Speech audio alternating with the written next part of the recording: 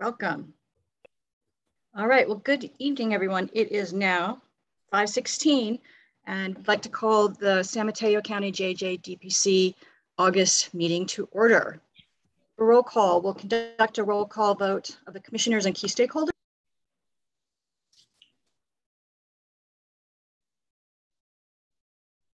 Deborah, you're muted. I'll do it all again. Sorry about that, guys.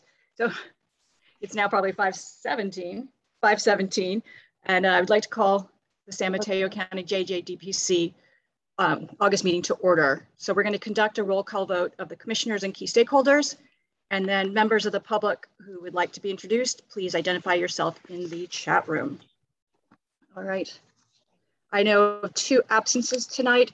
Tony, my co-chair, is in Paris enjoying some well-deserved time alone with her husband. And Doug Winter will not be with us tonight. So, Rebecca Flores, could you identify yourself? Yes, Rebecca Flores, co-vice chair of administration, or co-chair of administration. Commissioner Wilson? Hi, I'm Melissa Wilson, and I am the commissioner in charge of membership. Welcome. I don't see Paul in here, so we'll go down to Commissioner Enriquez. Commissioner Roxana Enriquez. Thank you. Commissioner Huber-Levy. Hi, I'm Karen Huber-Levy, and I'm a commissioner in charge of legislative updates. Commissioner LaBouisse. I am Monroe LaBouisse. I'm a commissioner. Let's see, Victor. Commissioner Nori. Hi, I'm Sothick, and I'm a commissioner. Commissioner Rasmussen. Johanna Rasmussen, commissioner.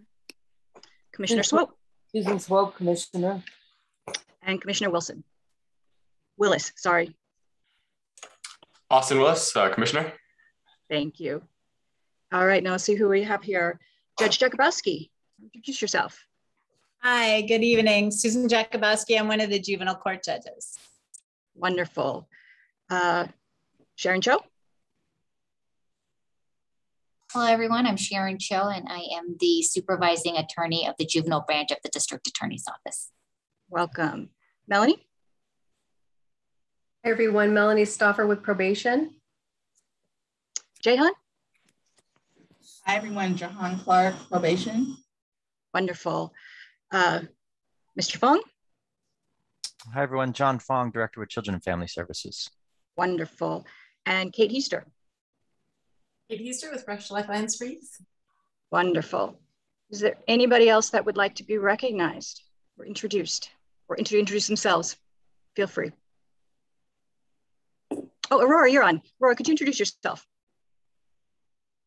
Hello, everyone. Aurora Pena, Supervising Mental Health Clinician for the Youth Services BHRS Department. Thank you. I'm Ron Reyes, with Managing Attorney with the Private Defender Program. Hi, Ron. Didn't see you there. Welcome. Hi, Deborah. I'll introduce myself. This is Chelsea Bonini. I am one of the liaisons from the San Mateo County Commission on Disabilities. So happy to have you. Thank you. My name is Manori. I am the liaison from the Youth Commission. Hi, I'm Chris Wu. I'm with Project Change at Skyline College. Welcome.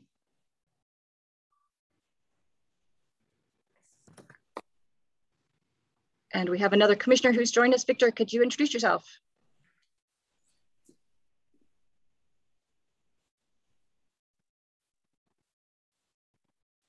Yes, hello, Victor Lecce III, Master's in Social Work, Commissioner on the JJU, but enthusiastic. I am in the coast, and then you guys in person again, but I'm through my. Thank you, Victor. Anyone else? Hi, I'm Armand. I'm a volunteer and a prospective commissioner. So happy to have you.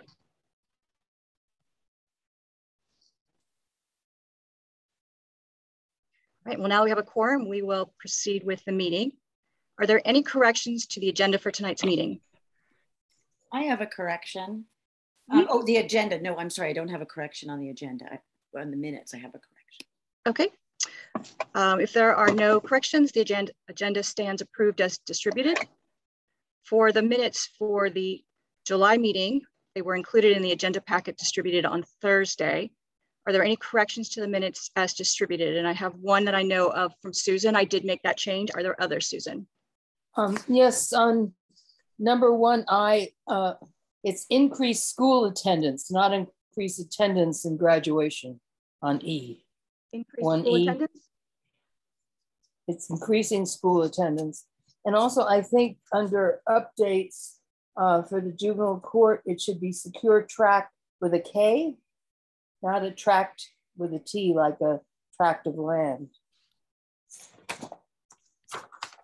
Okay, thank you. Johanna, you had changes?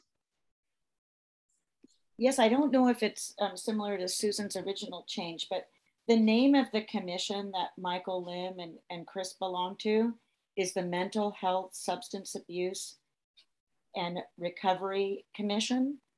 So there's just one and. Okay, we will make that change. Thank you. Are there any others? Deborah, I had a few that I thought looked like typos or errors. For those that are just typos, can you send them to me so I can just make sure that those get attended to without taking up time? Sure. Well, one is maybe substantive. So under 3A, it said that the DJJ is going to close in 2022, but isn't it 2023? Yes.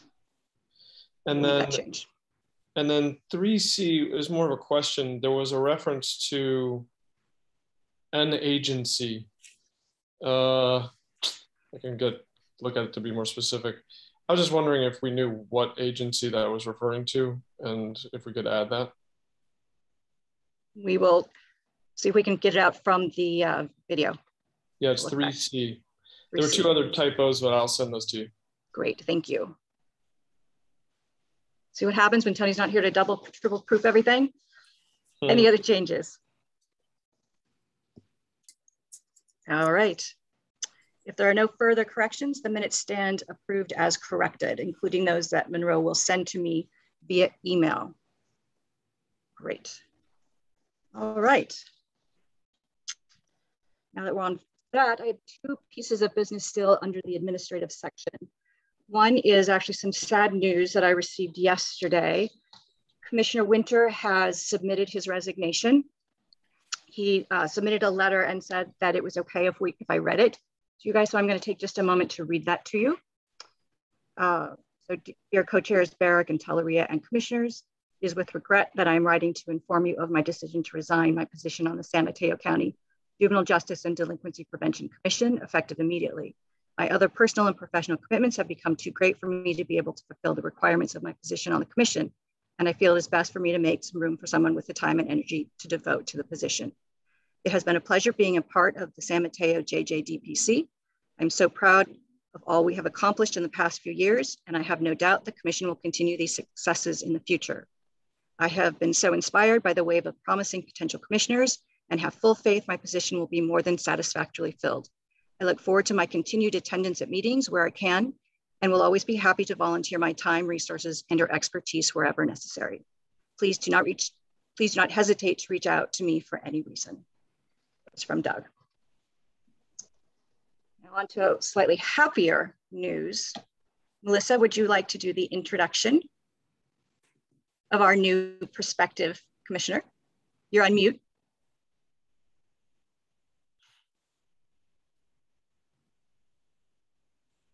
You're still on mute.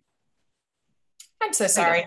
Yes, I'm excited. Armand sort of waved and introduced himself at the top as a current volunteer, and the nomination committee would like to put him forward for consideration to join the commission. A short biography about Armand, and then Armand, please add anything if you feel like I've excluded things. Armand is a Menlo Atherton High School senior. He's been volunteering with the Dashboard Project since April, and you saw some of his work last month, contributing his talents as a statistician, computer programmer, and demonstrating his strong analytical and collaborative skills. One of his interests is creating visual representations of data, which he does on his policy blog that uploads content every day to identify commonalities between different politicians based on their social media posts to try to move social issues forward. He's demonstrated a commitment to and familiarity with the needs of youth and families who live in highly impacted communities. He's been a volunteer for 3 years with the Boys and Girls Club in East Palo Alto as a tutor, mentor, and distributing food to families during COVID-19. He has already prioritized JJDPC efforts and has would continue to do so and make a commitment between 3 and 4 hours each week on commission projects. Armand, what would you like to add? That, I think, sums up most of the main points. Thank you, Melissa. Sure. I think I should also say, just to provide context, we have, of course, Doug's opening, and we may have another opening coming up at the end of the year. So you can have that as part of your mindset.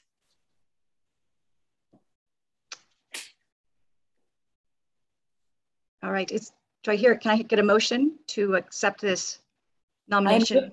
I move that the commission recommend that Armand Aurora be appointed to the Juvenile Justice and Delinquency Prevention Commission. Second. Thank you both. So we have a motion by Commissioner Swope, seconded by Commissioner Luis, that Armand be moved forward in the application process to become a full-time. I raised my hand before the motion. Oh, yes. Question. So I was just curious on the process. Are we following Robert rules?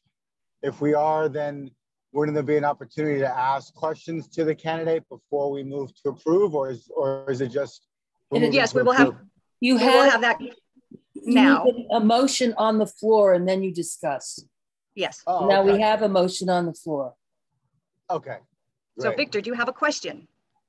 Yeah, Armand, it's been a pleasure working with you on the Dashboard Committee. Your skills are just really superior and second to none, and I can tell you have a commitment.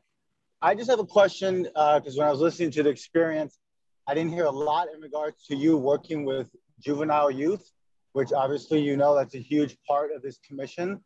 So could you tell the commission, why is it you want to work for this specific commission? Because you could work for other commissions and do the same type of skills. What is it about the JJDPC and its mission that is what attracting you to this commission, and what ensures us that you're going to stay committed for the 3 years, that you're going to be committed to not only to the commission's project but to the youth that we serve? I think that's a great question, Victor, because true, I have not worked directly with people afflicted with the juvenile justice and delinquency process in the past, but I do recognize it as one of the flaws in this county and this country. The youth are the future of this country, and I believe through my work with other programs and other areas, I understand how important it is to cultivate a good youth and a good process of learning, education, fun, all of it, none of which seem to be addressed properly in today's juvenile system.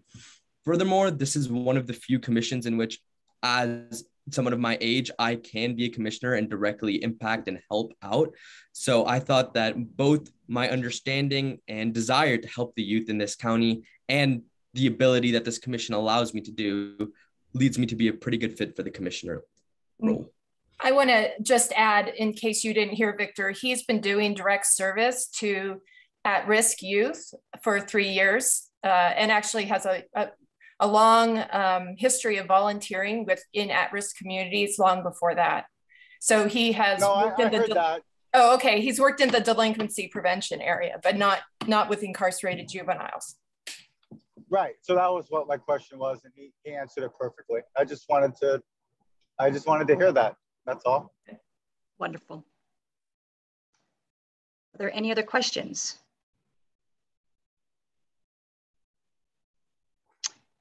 Is there any public comment at this time? Hearing none, then we will just take a roll call vote. Find my agenda. All right. I lost it. Pieces of paper. Why don't we just go around? I'll start. Yes. Monroe. Yes. Melissa, yes.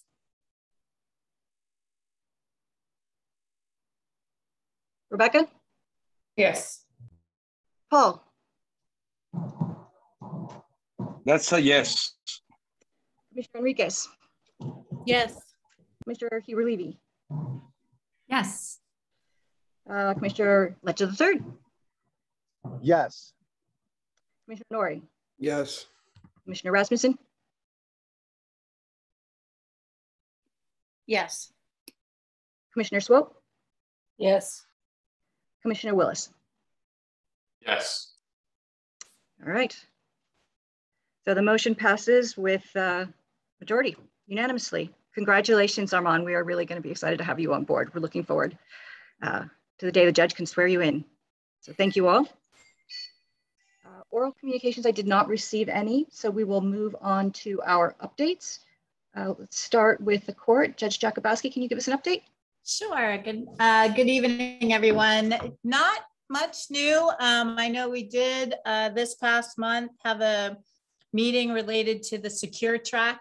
And I know Deborah was there as well, and probation and some representatives from the Board of Supervisors, and we're discussing the development of the secure track and some of the programs. And we had some working groups related to that. So that's been happening, and perhaps probation can address that a little bit further. In terms of the court and the courtroom, it's been a little bit of a quiet summer, not so much going on, but both Judge Adizade and I have noticed that, at least in terms of the juvenile justice filings, seem to be down a little bit.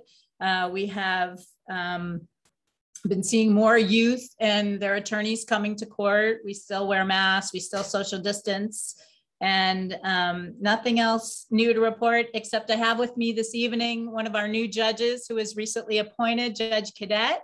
She's up here training at juvenile with Judge Adizade and I, and she's learning what we do up here and what may be hearing some of the cases. And so she's up here training now. And so she's tonight here observing the meeting, and I'm just going to let her introduce herself and say a little bit about who she is, and let you get to know her a little bit better. So go ahead.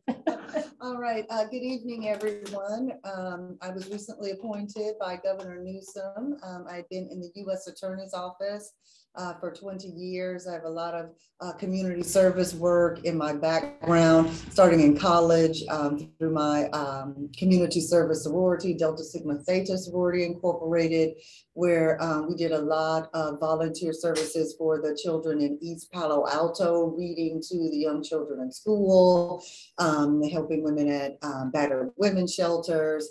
And certainly, I volunteered a large amount for the Bar Association. I commend you all for all of your service to the community. I'm happy to be here tonight with you.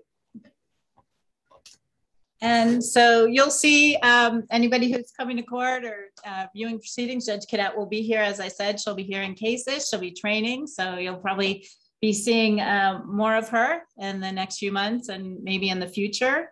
And if I'm happy to take questions if anybody has them. I have a question. Just to clarify, congratulations, Ms. Cadet. Do I call you Judge Cadet yet? It should be Judge Cadet. Yes. Okay, Judge Cadet. Yeah. Sorry. Yeah.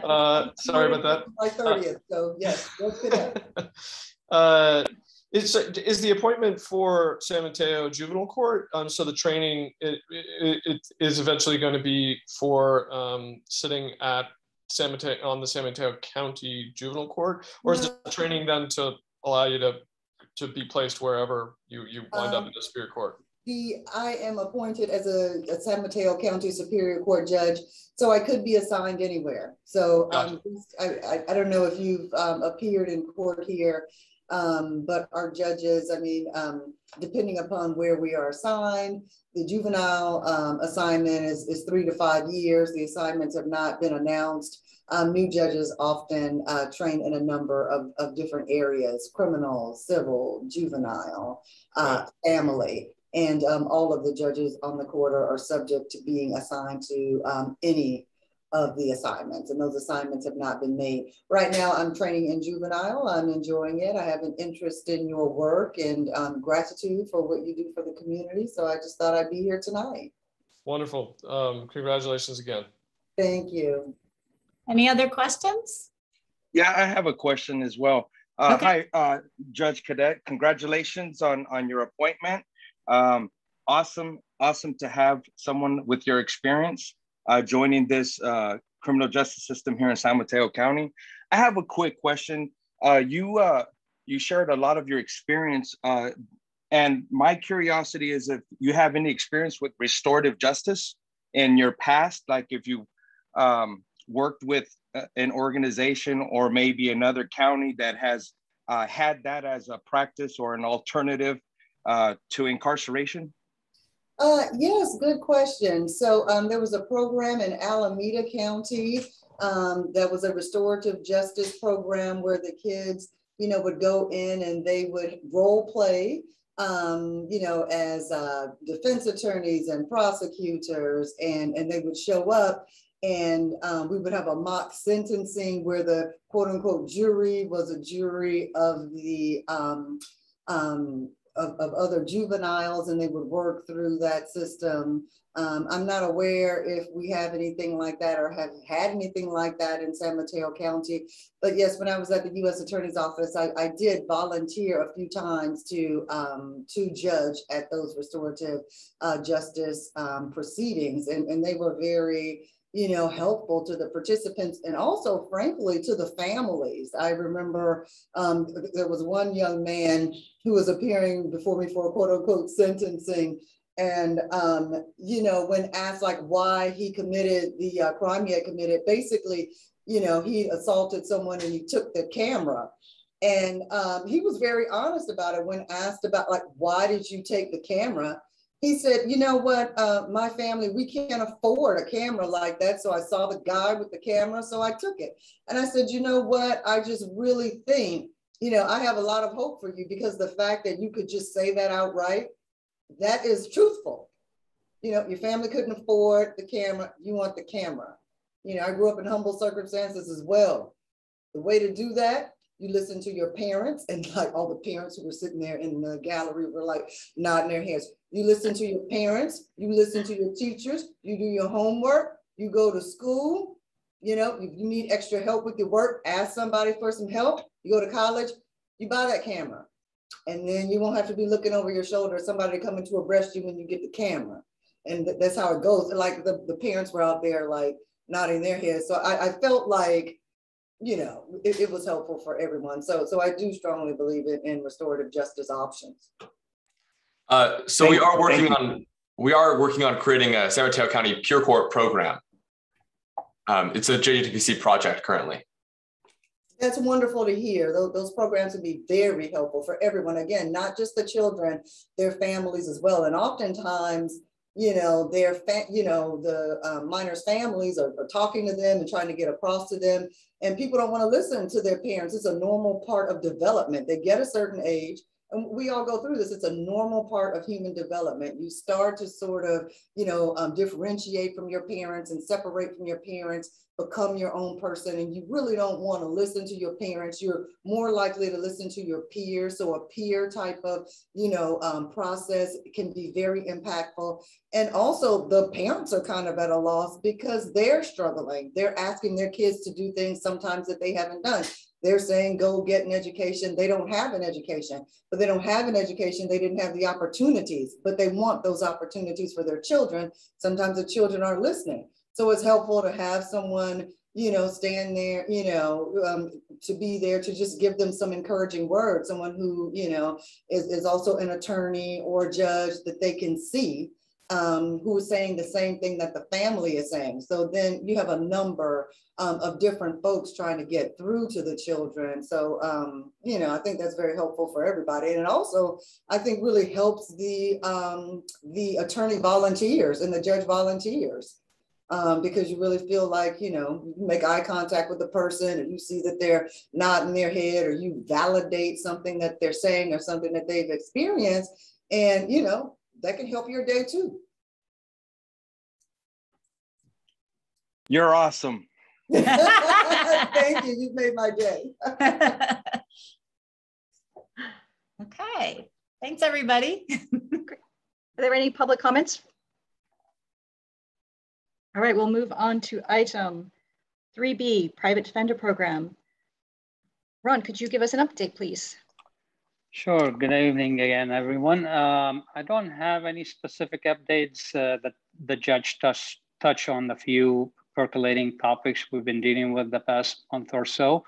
On our side, we are in the midst of doing several trainings for the attorneys on the DJJ closure and realignment, SP 92, SP 823. So that's kind of like a bulk of our focus right now. Happy to answer any questions you have for us. I have a question for you, Ron. It's Karen. Yes. I was just tracking some of the legislation that you had discussed with us earlier in the year. Sure. And I just wondered if you had a little insight as to why a couple of the pieces, the bills have just been inactive, that actually they've been ordered to be inactive. And I was wondering specifically about AB 503, which was the limit on juvenile probation. I think that was one of the ones that you were really hoping for some support and hoped would move forward. I think so. This year was a little unique because some of the bills, they were what they call they end up being on a 2-year track instead of the 1 year. And the 503, I believe it's at this point, they did not feel they would have enough vote to move it forward. So they put it on the 2-year track to see if there's gonna be enough support for that bill. Oh, okay, so that's pretty good news then. There's still some hope. I mean, there is, well, we'll see how it goes. It's better than dead. Exactly, yeah. Okay, that's, so, and that's my understanding of what's happening with it, and things could change, but that's kind of where the last update I received on it. Okay, and we've had some discussions amongst ourselves too about how we might be able to put ourselves in a better position to provide some support of the nature that you were asking for before in terms of telephone calls and such. And what I'm hoping to do, and Paul and I can get in touch with you, is to kind of coordinate as you have your key objectives later on in the year. And we thought maybe that it would be a fantastic project for one of our student commissioners to take on in terms of becoming an advocate for a specific bill, which requires some day-to-day maintenance that some of the other people may not be as available for. I'm always available. Please feel free. You are, I'm sorry, Commissioner, I'm sorry, I forgot his name.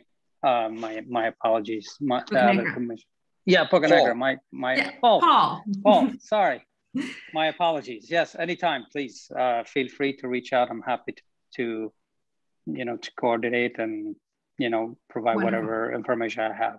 Great, it'd be great to collaborate with you. The Sure. other bill that maybe is in the same circumstance, maybe not, is AB 1127, which was the juvenile 3-strike reform. Exactly the same posture. Okay, perfect. Okay, thank you. That's great to have that insight. It's hard to tell from just the legislative tracker.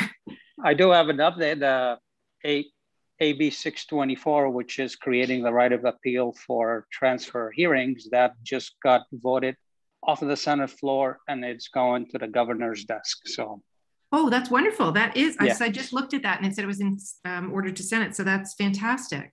Yeah. It was voted on last night. Well, that is very fresh news. Thank you. Sure. Commissioner Lecce, you have your hand up. Yeah, I just, you know, we have a recall coming, and the legislations that you came up and the work that is being done in regards to realignment, do we have anything to worry about if the recall goes in a way that I think probably most of us would not want it to go? I mean, if I could just be frank, if Newsom is recalled, how could this affect some of the legislations that are in the pipeline? You know, it really depends, and so I'll just kind of be speculating, but I'm assuming if it's if Mr. Newsom is recalled and somebody else takes that position that has a different philosophy, some of these progressive bills probably will get vetoed. So that's kind of our take on it, or at least what we anticipate. So we'll see how that goes. So I think there's definitely will be change of philosophy. Thank you. Sure. I invite any public comment at this time on the private defender programs update. Hearing none, we'll move on to item 3C. Thank you. The District Attorney's Office. Thank you, Ron. Sharon Jo. Hi, good evening. We have no updates. As Judge Jakubowski mentioned, we too have been participating in the various working groups and meetings where we've been discussing about developing secure track and getting that in place. Additionally, I know that Austin has reached out to our office to discuss peer court. And so I'm excited about that, but otherwise we have no updates from our office. Thank you. Are there any questions for Sharon? Is there any public comment? Moving on to item 3D, probation update. Melanie and Jahan. Yeah, hi, hello everyone, good evening. In reference to the discussions around the Secure Track and SOAR program, like what everyone is saying is that we've held several meetings to talk about what the services will look like for youth that do receive a Secure Track commitment. And so we had a clinical services work group, an education work group, and a life skills work group just to talk through what types of services would be provided to a youth who receives a commitment. I'm really happy to say, and this is really historically true with all of our partners, that we have such strong working relationships. I think there was a lot of good dialogue in terms of what the next steps look like. We're really just waiting for a youth who's appropriate for a Secure Track recommendation. And we don't anticipate that we're probably going to have one for a couple of months or maybe even next year. But with that being said, what we know is that each youth is going to be assessed and is going to have an individual set of services that will be provided to them while they are in the facility. And so I think that's really important to highlight, that it isn't a cookie cutter type program that we're going to develop. It's really at the MDT, which will be held after the commitment is made. That's when it will be determined what services will be provided and the frequency of those services while that youth is in our care. So we're definitely moving along with that. In terms of the stats that I normally report out on, we have 0 youth in placement, which is good. We have 10 youth who are receiving AB-12 services. That's the non-minor dependent youth that receive extended foster care services. 5 youth in DJJ. We have 3 youth who are on contracts. So those are the 6-month informal contracts. They're not on probation. And we have 158 youth on probation. That includes 6-month informal contracts on probation and formal probation. So 158 youth. 68 youth who are being assessed and served in our assessment center investigations unit. And we have think I forgot the EMP number. I don't know. So I don't have the EMP number. I think I report out on that as well. We have 13 youth who are detained in the facility, and we have 19 probation officers in the juvenile division.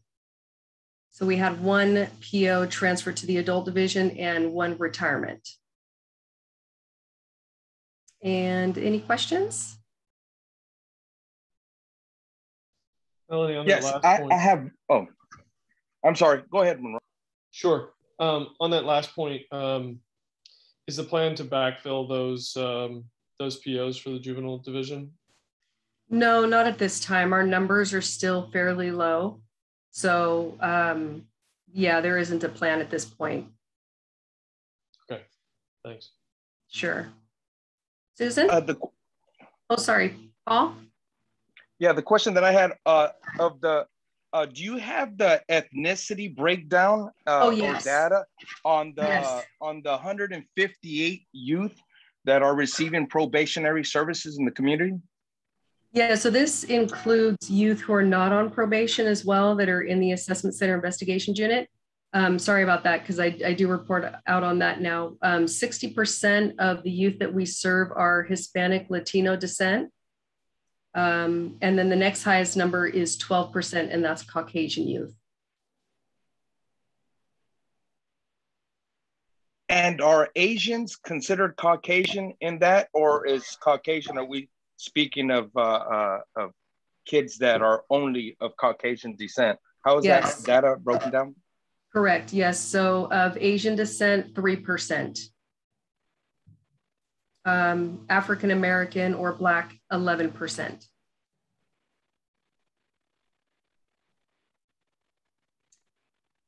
And Susan? Thank you. Sure. Yeah. I didn't hear you indicate, do we have young women in Camp Kemp now or not? We do, and Jahan can confirm that number. I think we have 2 youth in Camp Kemp. Okay. Let me know.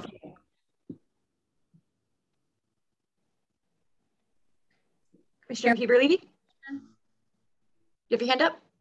Yeah, I have my hand up. I was just curious about the 6-month contract. I'm just not familiar with that term, how that differs from traditional probation. Right, yeah. So when we receive a case, whether it's a referral from a local police department or a youth who's been detained, at the very onset of, when a youth comes into our system, we assess whether or not we can divert them. And so let's say there's a misdemeanor vandalism and there's less than $200 worth of damage. We might either divert that youth to the Victim Impact Awareness Program, or if we just, we determine they need more services, we can put them on a contract.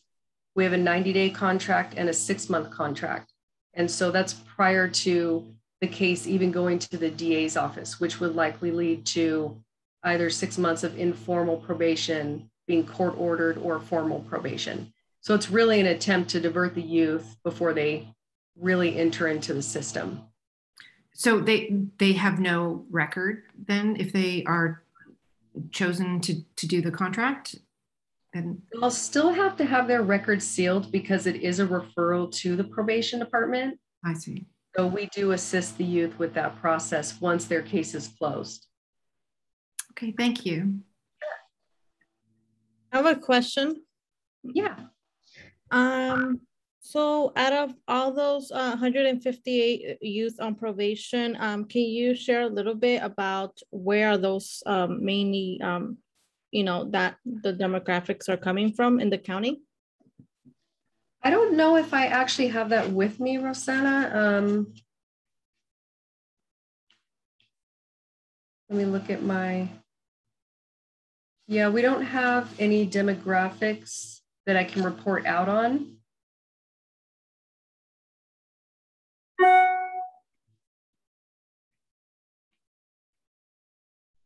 Okay. I can let you know though, at the next meeting, I can take a look at some of my other documents because I usually prepare a little set of documents before every JJDPC. So I can take a look. It might change though from month to month, but I know certainly we do have those impacted areas. So I'll take a look and report out on that at the next meeting. Okay, thank you so much. Peer Court is going to show a map tonight, and it is a few years old, but it will really highlight the areas you're interested in. Melanie, just a quick question back on the ethnic background. Did you have the number for % of kids that are Pacific Islander? Yes. And Roxana, going back, to your question, we definitely know that we have a lot of youth in the East Palo Alto area, certain pockets of Redwood City. We have a small percentage, and I'm just going off the top of my memory, we have a small percentage of youth in on the coast. And then up in the Daly City, South City area, there's another pocket of youth. But yeah, I can definitely report out on that at the next meeting. And then yes, Native Hawaiian or Pacific Islander is 5%. And then there's other race ethnicity, which is 6%. And 1% is unknown. Mm-hmm. Okay.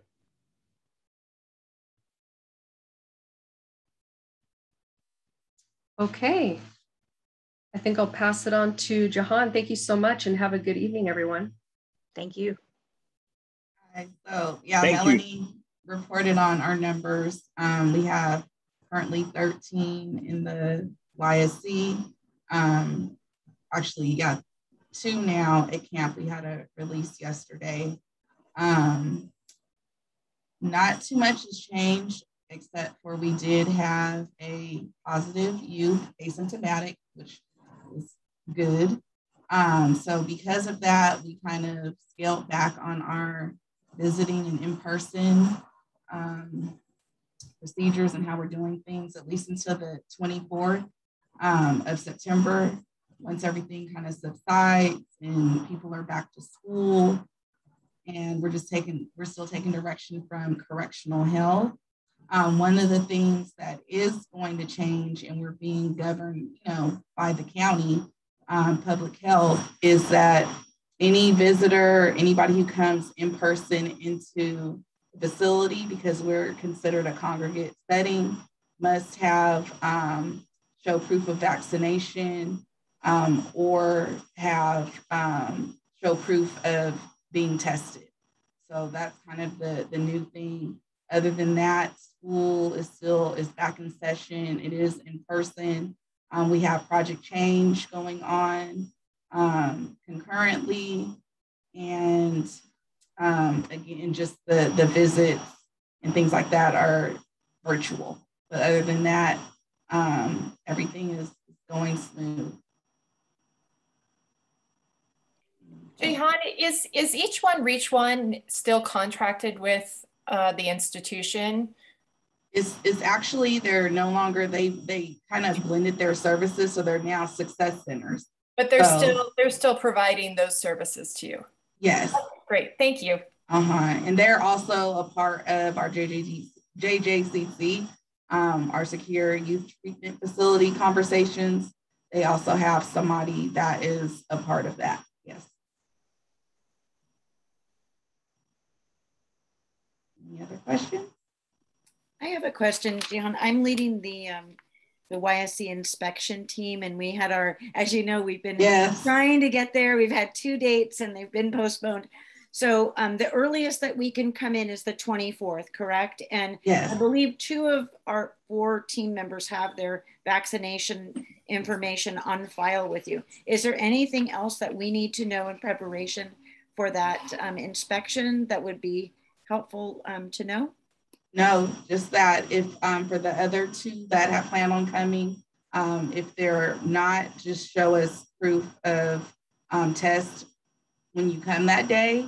And you don't have to just send it to myself or Ms. Valera, just because we don't want your stuff kind of floating out there, because we're keeping a running list. So you don't have to keep showing it every time you come in. You're already going to be on our personal checkoff list.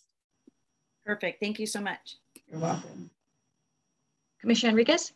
Yes, quick question, Ms. Clark. Given that the juvenile hall will shut down or close in 2023, I'm wondering what's happening, what's going to happen with all these staff, where they're going to be moving to? Just, curious about, what's going to I don't know anything about us closing. I do know DJJ is closing. Okay. So are you talking about, are you talking about the youth, or is that what you're referring? I'm sorry. Yes. Is that what you're referring to? Yeah, sorry, I get them confused. Oh, no, that's okay. That's okay. So our staff, we're just preparing our secure youth treatment facility program. But as far as the youth that are currently there, we're not bringing them back. I believe by that time, they're probably will have rolled out. Got it. Okay, thank you. Hi, Ms. Clark. I got a quick question for you. Okay.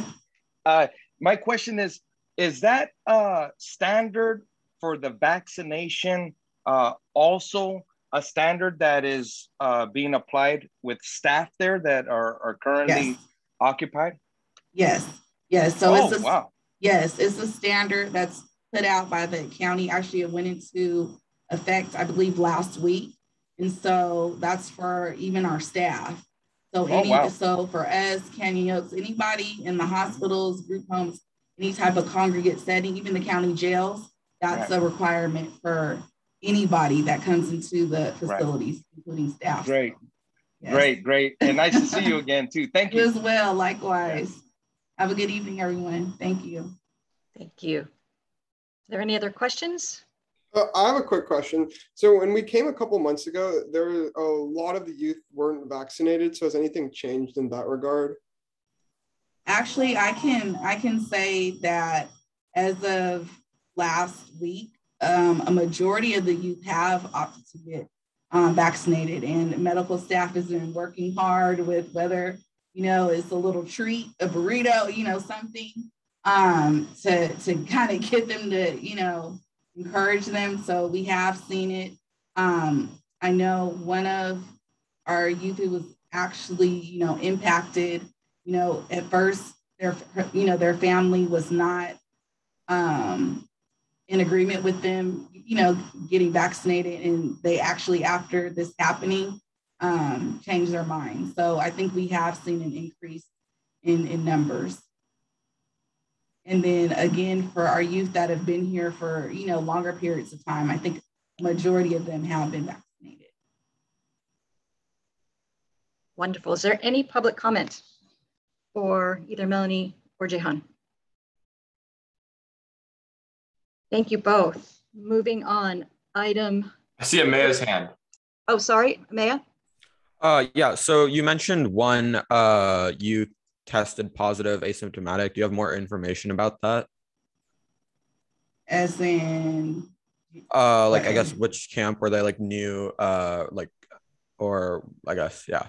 Well, that we don't give out that information. Even though you can our staff can kind of put two and two together, we don't give out names or, any specifics to anybody, just out of respect for their privacy. That's why I try to say it's youth. Yeah. Got it. Thank you. Mm-hmm.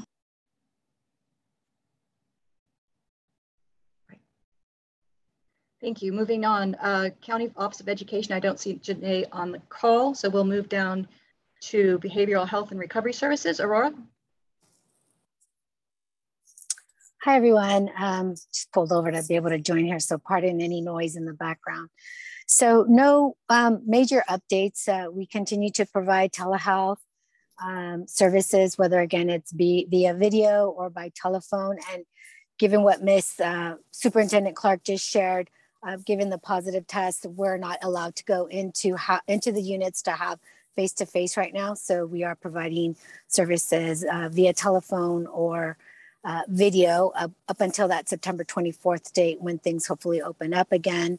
As been mentioned, there have been the SOAR meetings that we've been participating in to identify the services and assessments and whatnot that will be provided to youth that may be committed to that program in the future, and working still closely with correctional health staff to identify what this courtside service pilot program will be.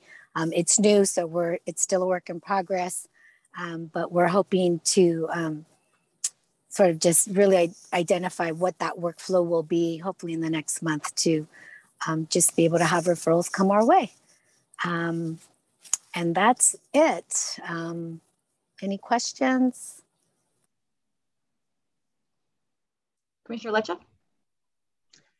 Yeah, hi, Aurora. Great to hear from you again. Great update. I just had a quick question, just a minor thing. I know you said for the telehealth, some of them is video and some of them is phone. Is there a reason why it's just not all video? Because, you know, me being a clinician, I know the difference in doing, you know, services via Zoom as to telephone. It's more impactful via Zoom. So I'm just curious, is it a capacity issue, or what is, or is it kind of more of a model issue that you guys think, oh, or is it more of like the client is like, no, I'd rather just do a phone? Like what is? So sometimes it could be the client who wants, the youth get very shy, don't want to be on video, so they prefer a telephone call. But in addition to that, have you ever tried to provide services in a concrete wall? So the connection is not always the best, even though there are attempts to have the video. Sometimes just the connection is so poor, and you just have to think about where the youth are, and you know, the ability to connect. Again, sometimes it will, most of the time it's successful, but sometimes the connection does get lost, and rather than cancel the session, they'll move it over to a telephone call. Okay, makes sense. Got it. Thanks. Here, you're welcome. Are there any other questions? Sorry, Aurora. Nope, that's okay. Seeing none. Any public comment? Moving on. Agenda item 3G. Mr. Fong, could you give us an update from HSA Children and Family Services? Sure thing. Thanks, Deborah. Hi, everyone. We don't have a whole lot to report out on today, but we'll give you a few updates here. We continue to hire social workers. As you know, countywide, we're in a hiring freeze, so we're playing catch up. You should see about 20, upwards of 20 new social workers by the beginning of 2022. That's hard to say that, 2022, time flies. But we continue to serve at full capacity as well, out in the field, in person, within the community. That's our child abuse investigations, our monthly contacts with our young people, with the children, with their families who we are serving. Currently 174 youth as of today in placement, in out-of-home placement. That's across all placement types. I know STRTP level of care, otherwise known as group home level of care, has been a discussion here previously. So we'll report out that we have 7 youth currently in STRTP level of care out of home placement. As an agency, we're preparing for Family First Prevention Services Act, specifically Part 4. That is related to our congregate care settings nationwide. As you guys know, in California, we have upgraded to an STRTP level of care, which integrated a whole lot of different parameters and mandates for that level of care. The federal government also has chimed in under Families First, and will have additional requirements under their designation of group home care, which is Qualified Residential Treatment Programs, otherwise known as QRTP. So a target date for implementation is October 1st. Of course, we do not have the state guidance quite yet, coming down to the wire here, but we're preparing as if we will be implementing and rolling out new mandates as of October 1st. Part 1, you may or may not know, is the prevention services side of the legislation. And it looks like the state will be waiting to opt in to Part 1 of Families First for the foreseeable future. That is my report out, but if you have any questions, I'd be happy to try to answer. Yeah, I have a couple of questions. Did you mention that you had 7 youth in group home receiving group home services at the moment? Was that 7? 7, correct. Do you have the racial breakdown on that 7 by any chance? Not handy, Paul, but I can certainly take a look real quick. I can access the database and see if I can pull that number really quick. I know across the board, you know, our racial breakdown is about 23% white in placement, almost 15% Black, 49% Latino, and 12.9% API. But I would need to drill down a little bit further to get to the STRTP level numbers specifically. Great, thank you. And the group home services, are these services being rendered here in San Mateo County? We have 18 beds total in San Mateo County. We have Canyon Oaks. That's a 12-bed facility operated and administered by Behavioral Health. And then we have actually, let me take that back. We actually have 24 beds. We just converted back to a 12-bed facility at Elysian STRTP, which is administered and run by HSA, by my department. Thank you so much, sir. Sure. Are there any other questions? Yeah, one question, John. You said 178 were out of home, I think you said was the term. And of those 178, are they all in county, or are some of those placed out of county? And do you have the breakdown of that? Yeah, no, Monroe, thanks for the question. No, we have many youth placed out of county. Been a longstanding issue in our county for various reasons, as we've discussed. Last I checked, we were hovering around 40% of young people placed out of county. That includes our non-minor dependents, our young adults who are dependents currently, who independently are living elsewhere. So we got to kind of break down that number and look at it somewhat differently. But our minor youth as well, high percentage placed out of county. So certainly a priority area of mine, as well as our department, to bring our kids back to San Mateo County, trying to get creative and think out of the box to try to resource up and figure out a way to keep our young people here. And out of that 40%, do you have a sense for how much of them are, say, in a Bay Area county, like East Bay, whatnot, as opposed to, I don't know, Central Valley or further? Yeah, high percentage. I would need to, you know, for data across the board for this group, if there are particular data points that you would like for me to report out on, I'd be happy to come prepared to do that. So just, you know, shoot me an email with those data points that you would like me to present on, and I'd be happy to do that next time. But I, anecdotally speaking, can say that generally, you know, that the contiguous Bay Area counties is where the kids are placed. Yep. Thanks.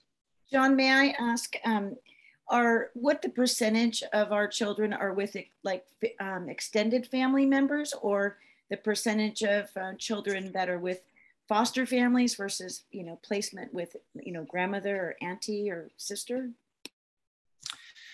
Yeah, so again, another data point that I would love to report out on next time. I can tell you that we're between 30 and 40% in relative homes. Thank you very much. Sure. One more quick question, Mr. Fong, and I hate to be taking too much of your time here. No worries. Of this 40% of foster kids that are placed out of our county, beyond our county lines, I have information that Santa Clara places some of their kids in what the social worker mentioned as secure detention in Merced. And these are teenagers. Do we have any of our San Mateo kids that you are aware of at the moment in anything that would resemble secure detention outside of our county lines? No, not at this time, Paul. Okay, thank you so much. Sure. All right, we're running a little bit behind here. Is there any public comment? Hearing none, we'll move on. Thank you all for your updates. Moving on to agenda item 4, DJJ focus groups. I was able to go up there and interview some of the youth, so I'm going to turn it over to Kate Heister. Sorry, Deborah? Yes. I'm sorry to interrupt. I don't know if you recall, but I have to take off early. Could I? Yes, go ahead and give the inspection update. Great. I just want to give a quick inspections update. The Camp Chem inspection report is under review with probation at the moment, and they won't receive that review back till September 1st, but that's complete and hopefully good to go. The YSC, as mentioned earlier, that inspection has been held off due to the COVID case. So we hope to schedule that sometime after September 24th. And then the schools inspections is to be scheduled for sometime in September as well. And the Canyon Oak inspection is complete, but they're missing one component, which is still interviewing some of the youth. Once that is done, that report will be complete as well. And that's about it. Yeah, and I'll chime in quickly to say that we actually completed that second part, and wonderful. So the draft is almost done and ready to be circulated with the staff at Canyon Oaks. So we're close. By next month, I expect us to be complete. Wonderful. Thank you, Monroe, for that update. Thank you, Rebecca. Sure. Any questions or public comment for Rebecca?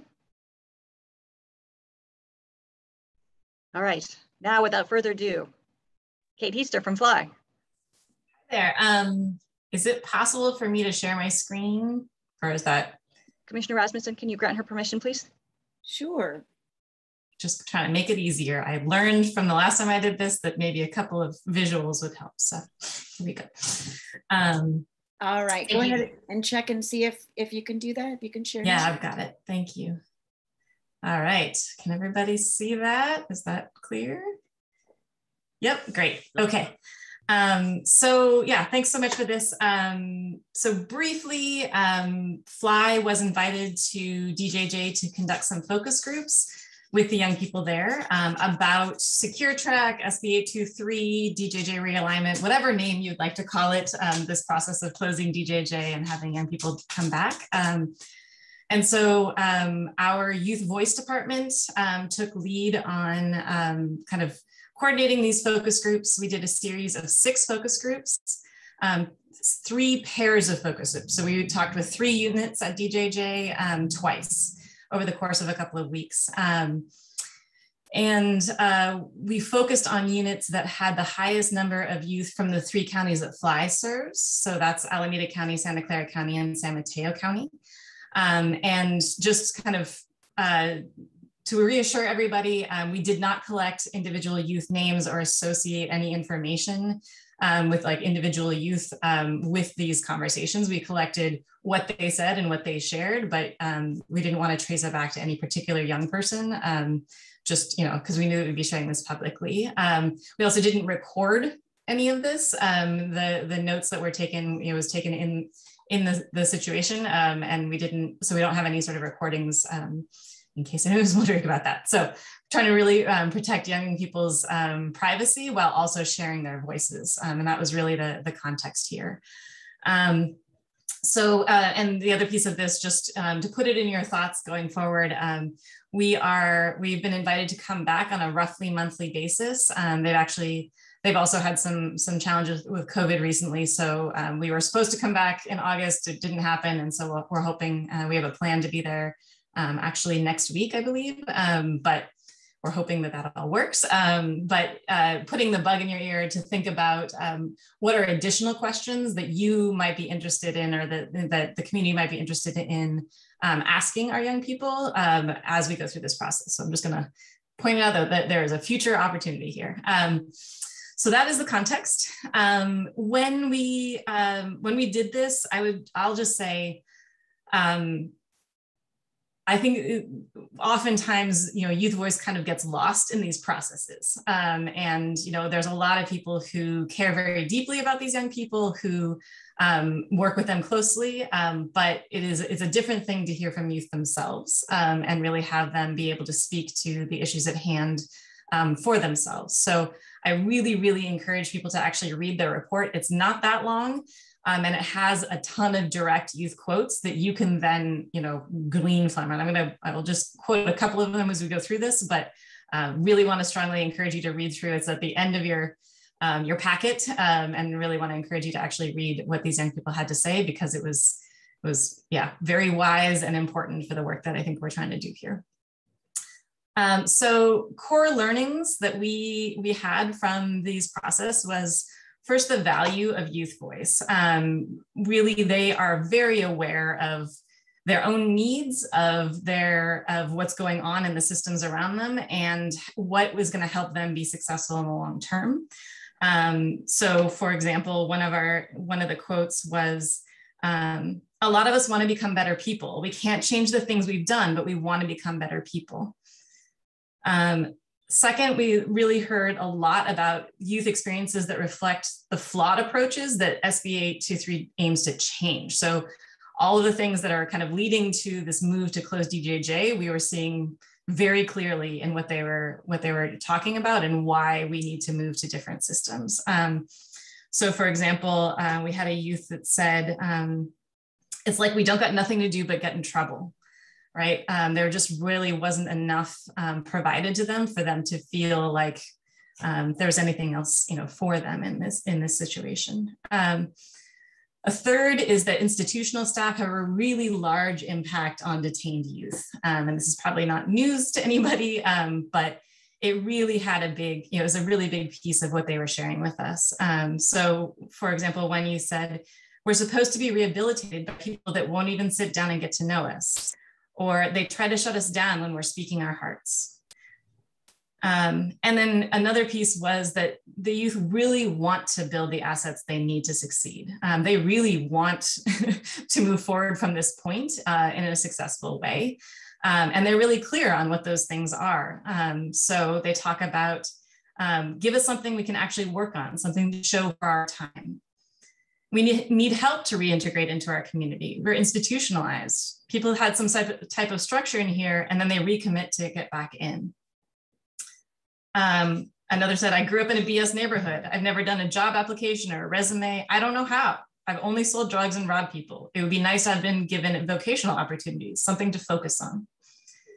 So those are the sort of key learnings that we pulled out. And then the initial recommendations that FLY has based on those learnings for the JJCCs that are doing this in each county is, first, to consider representation, that JJCCs really should be engaging youth voice much more in the decision-making process, and to really hear directly from the young people who are affected, rather than the folks, even like me, like many of us who are not directly affected, but are working alongside these young people to actually build in ways for them to speak to the people making the decisions. Second, that it be asset-based, that we really prioritize connections to family and community and the constructive use of time. We talked about with young people about what are the main motivators they have, for making it through this time. And nearly all of them said, my family. That is the thing that keeps me going. And so we really want to we really recommend that we build in connection to that and recognize that asset for a lot of our young people. Relevance, many of them talked about the disconnect they experience with the systems and the people making decisions about what's happening to them between their experiences, their own experiences, and the people that are making those decisions, and making sure that the systems, the programs, the decision makers are relevant and understanding and familiar with their own experiences and able to make decisions with that context in mind.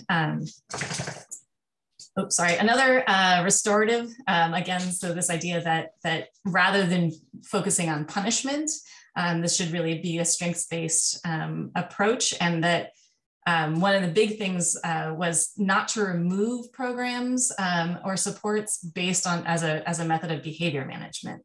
That programs should not, if a young person is having challenges, removing the programs that will help them build better ways of dealing with those challenges is not a good approach. And it has been something that young people have been experiencing at DJJ. And then finally, accountability, that if incarceration is a big piece of the plan for a young person, if they're going to be detained for a really long time, that probation staff is a really big part of their experience. That's who they see all day, every day. And so their accountability and retraining is really of great importance to young people's experiences. So those are the recommendations we got out of it. We will be bringing back more. Sorry if I took a little too long there, but I'm going to stop sharing. Actually, I'll do this first, questions, and then you have my contact information there, which I think I share every meeting, but I'm going to stop sharing and answer questions. I see that Victor's got his hand up. Thank you, Kate. Great presentation. Just a couple clarification questions. The youth saying they don't want programs taken away as a method of behavior change or punishment. So my question is, what kinds of programs are being taken away? Do they have an alternative or a recommendation as to what DJJ could do, so that way then it would incentivize them to change the behavior that DJJ is obviously trying to correct? Yeah, I mean, I think, you know, we didn't necessarily drill down to that level, you know, at that point of what exactly. What would your thoughts be if they didn't give any, what would your personal recommendations be to this board, to this body?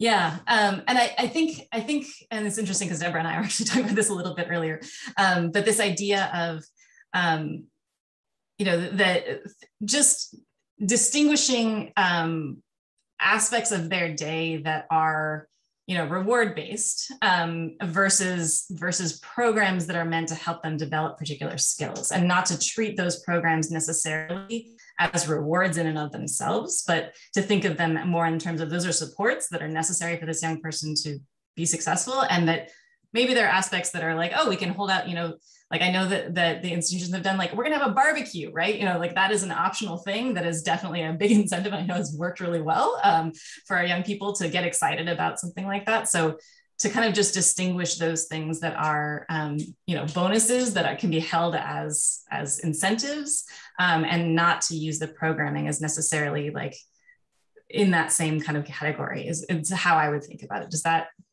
answer the question? So could you give me, and I'm not trying to grill you here, I just want to be as granular as possible so the board can be, so the commission can be really truly informed. What exactly programming is being taken away? Because you're saying there's supports. So when I hear supports from my field, what that tells me is that these are put in place to help the youth grow and progress and meet their treatment goals, and in fact to actually rectify some of the behaviors that got them in there in the first place. So that's why, just from a trauma-informed clinical perspective, we don't normally take those away as a way to try and to change behavior, because they need those to be able to change the behavior in the first place. So you see the conundrum. So I guess I want to know more specifically, what exactly is DJJ taking away? I don't know exactly. I can tell you that the way the young people talked about it was that they are more or less just, you know, so this is a unit that's self-identified as like the most hated unit. They're like, everybody hates us. And all we do is sit on our unit all day, except for an hour when we get to play a basketball game. That is how they described their time. And I did not dig into what are all the things, but it is things like vocational training and things like that. They talked about wanting and not having. I don't want that to be, you know, that is what I understood, what we understood from the conversation. So please don't take that as like, that's exactly what's happening, but that was the description. And that was our concern, was that not be. Let me clarify too. I'm not trying to like catch anyone. This is not a, no, you know what I mean? Like, we're trying to, obviously we're all on the same page here. We want to rehabilitate these youth. We want to be able to make sure they're successful. We don't want recidivism. So we just want to find out what is the most effective way to do that. And, you know, this idea that, you know, we're going to take away these things and that'll incentivize them. We've come, you know, I mean, that was definitely a model in the past that was accepted, but, you know, there's research to show that that isn't really the most effective way to actually curb the kind of behaviors that I'm sure DJJ and the community and this commission and other bodies would want to obviously change. And I'm sure the youth probably wants to change that too deep down inside, even though they probably sometimes in front of other similar peers like, no, I'm cool, you know, or whatever the word is. Cool is like old now, but you know what I'm trying to get at. But the point is that I think probably deep down inside too, they also would like to have that change. At least that's been my experience when I've worked with youth on this level, when they can get really real with you and vulnerable. So I just would like to, you know, I just wanted to know if we can know granularly, so that way then we can say, well, you know, if these, because obviously it's coming from a place of wanting to do something positive. We want to change these negative behaviors, but, you know, taking away supports isn't the best way to do that. So, you know, what are the supports? Can we make sure those are still continuing? And, you know, we can do both. And, you know, what can we strategize so that way then we can get the behavior change that we're all looking for? Yeah, I totally agree with you. I will say they do get into the really specifics of which are the programs that they feel are most helpful. And so in those youth quotes, like I definitely encourage, like that's listed there about what they brought up as like, these are the kinds of programs. And they're also like, well, some of them are also BS, like, to be honest. So, you know, they were pretty honest with us. They were pretty real with us about a lot of that. So I encourage that, but also that's something I could bring back to the next time we talk with them of, you know, what are the particular things that if, you know, that you would like to have in spite, you know, what separated from this behavior management piece, right? And what are the pieces that you feel are most important for you to be successful? So yeah, we can definitely bring awesome. that. Yeah, because I think Victor, we're going to need to move on. I'm sorry, we're just way behind. Okay, just two hands up. Just one final thing, Deborah, just really quick. Is a good way maybe, and obviously I don't want to tell you how to, you've done a fantastic job. I'm not trying to tell you how to do it, but one way to frame it is like, you know, which one of these are the most helpful and why, you know, and that way then we can find out, you know, what it is and why it's so helpful to them. And then of course, in the DJJ knows that too. Okay, I'm done. Thank you. Thank you, Commissioner Leccia. Roxana wrote something very nice in the comments saying, thank you, Kate, for sharing the information. And Karen, you have your hand up. Yeah, I think this is amazing work. And I found the comments of the youth extremely impactful to read. And I just am wondering, will they be received in the planning process with the gravity that they should? Is this being taken very seriously?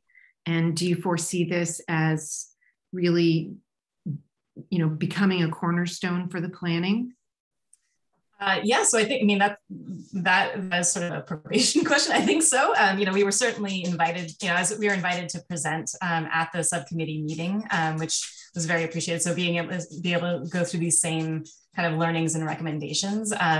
And then I think my sense is that it is being incorporated, but you know, that's Ms. Clark is nodding. But yeah, as far as probation sort of internal, you know, how it's being socialized there, you know, I can't speak as much to that, but I do know, you know, it was shared in that subcommittee meeting. So all the subcommittee members were aware of it, and yeah. So who's all in the subcommittee? Who gets a whole bunch of people. Oh, okay. I can send you the list at some point if you like. Okay, thank you, Kate. Yeah. Paul? Yes, thank you for that report. I'm currently mentoring. I have a contract where you know, I'm a reentry specialist, and I have a mentee there that is about to be paroled here this year. From a Bay Area county. And so my question to you is, did you take lived experience with you on this visit? And one of my biggest concerns there is culture, and I served years there at DJJ when it was CYA, as well as Chaderian School. And my experience there were gladiator fights and intimate relationships long-term with staff. So there's a culture that I sought out in my client. And I'm wondering if that is something that you went there with lived experience to maybe examine, because that is normally part of desegregating the data involving culture that is adopted that will then be re-entering our community. So the group so our youth voice department, we included young people that have I'll clarify, we did not have young people in our youth voice department that are from DJJ specifically. We have young people who have significant lived experience in, being detained, who were co-facilitators along with everybody. So we did bring that into the space, but we don't specifically have young people with DJJ experience. So yeah, that was a piece that we're working on. But admittedly, I think, we have relatively new programs serving this population. So we don't necessarily have a lot of alumni that are in a healed enough space to be able to participate in that way. So that it's a newness for us, I think, on that, but that is the hope long-term, is that we'll able to bring back, alumni of our programs that have had that specific experience. And I apologize, I did not see Commissioner Rasmussen's hand up. It's almost the same color as your background on the wall, so I didn't see it. Thank you very much. So I wanted to just say that I read the report entirely, and I really found it very interesting. I didn't realize that FLY's motto is, ask the people who are in it what's best to do to fix it. And I agree completely. And I agree with Paul that we do need people with lived experience, at the table when we're making these programs. My own child was at CYA, so I know what it's like there. And reading the report, I could see some of the same language, some of the same situations, even though it's 20 years later. So I just want to say I really appreciated that, and I would encourage others to read the full report. Thank you, Commissioner Rasmussen. We are way over time on stuff, so I would suggest if anybody else has any other comments or questions, please feel free to reach out to Kate directly, or you can send them to me and I will send them to Kate, and we will get you a response back as soon as possible. Kate, thank you so much. It was a great presentation, and the work you guys are doing up there is just amazing. So happy that you're sharing it with us. All right, moving on. We're going to probably have to move some stuff around on the agenda, but right now we're going to move on to item number 6. Social media policy. So just as some background for you guys, our Twitter, Instagram, and YouTube pages went live on June 29th. Commissioner Rasmussen has done a fabulous job creating really enticing, interesting visuals and really staying on top of them. The Instagram, Twitter, YouTube pages all comply with San Mateo County Communications social media policy and their social media handbook. These policies kind of focus on how to set up an account, how to create a work plan, kind of the do's and the don'ts from the county's perspective on how we represent the county. But the one thing that county policies don't do is regulate what we want to convey as a commission on our sites, which is why we put together our own JJDPC social media policy document. I spoke with County Communications last Wednesday, and they asked us to use their template to create a terms of use document. It's located at the end of the social media policy document, which eventually would be linked to our website, and then our social media accounts would then link to that. Once we have an approved JJDPC social media policy, we'll forward it to County Council for review and approval. But since County Communications term of use template has already been approved, that section will be stripped out because it's already been approved. So question 1 is, does anybody have any feedback, comments, suggestions on the social media policy that was circulated? I do, since I created the program, I have some feedback. So some questions here. It's a 6-page document. I think we could have done this in maybe 2.5 pages. But some questions I have on under definition social media page. We don't have any pages, we just have accounts. So we would want to change that term there. We can do that. I think it's important to, on the first page, it says, not all forms of social media may be appropriate for use by JJDPC and social media sites. And it goes on to talk about how the chairs will give consideration and the chairs will approve the account, which I think is a bit misleading because the county actually does that. Like, we can't do anything without the county's approval. So I think it needs to be clear to everyone who's reading it that the commission will decide on what they would like to do, but really it's the county who approves it. And we have to submit a work plan, and that creates, you know, that's a lot of work. We actually have. Could you tell me where in the document you're looking at, just so I can make sure I can correct the language? General policy on the first page. It's the second paragraph, not all forms of social media. And so I think that it could even be taken out, because it really doesn't specify anything, and it doesn't, the county is the one who deals with that. And I agree, it is confusing language. I'm happy to take it out. Thank you. And then on page 2, oversight in the first paragraph, last sentence, oversight of all communications, including social media, remains the responsibility of the chair. Can you explain what that means in I'm sorry, which paragraph are you on? Oh, top paragraph? Page 2, top first paragraph, last sentence. It says oversight of all communications, including social media, remains the responsibility of the chairs. And I'm just asking, what does that look like in practice? It's referring back to our operating policies, which says that the chairs are responsible for all official communications going out from the JJDPC. And if the chairs are responsible, and chairs could be, I mean, chairs change every year, right? They could change every year. So whoever is in that position is the official spokesperson for the JJDPC, and as such should have the right to see and approve everything that goes out on behalf of official communication from the JJDPC. That's what it means. So that's really helpful for me, because when the work plans as they're drafted, it's about a 20-hour a month commitment to run the social media programs. Now, if we were to add another layer of approval before something could get posted, that would add several hours. Well, I think, I'm sorry, I don't mean to cut you off, but I think that that's the whole point of this document, is that no one wants to have, the intent of this is to give the social media person enough latitude to feel like they can just run with it, right? Because as long as they stay within the guidelines, and each little piece doesn't need to be approved. It would be, as long as it's, you know, it follows in the general guidelines, then we're good. But my problem here is that I don't know what the guidelines are. Reading this, and I created the program, and I've been working with you on this policy, and I have no idea what the guidelines are. So I would like others to know what they are, and we all understand what they are. So then we don't have any problems. So which part of the document is confusing to you? I'll see if I can help. Well, I don't see any guidelines. So it says here that that you are responsible and things do need to be approved.